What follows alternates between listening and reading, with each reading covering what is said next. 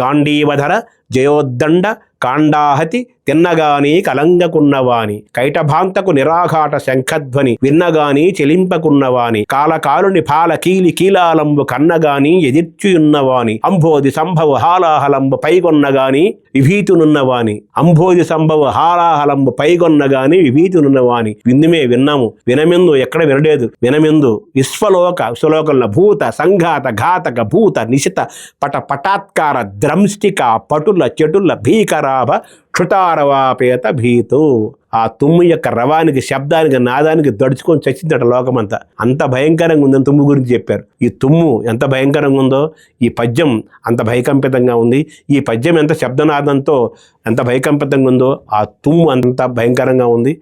పద్యాన్ని ఇంత గొప్ప గొప్ప పదాలతోటి అద్భుతమైన వర్ణనలతోటి ఎక్కడెక్కడో ఎటువంటి పాత్రలు అర్జునుని విష్ణుమూర్తిని శివుని వారందరినీ పట్టుకొచ్చారు కొప్పరపకోలు తుమ్మి మీద చెప్పే పద్యంలో. తుమ్మి మీద ఈ పద్యంతో కొప్పరపకోలు దుమ్ము రేపారని చెప్పవచ్చు.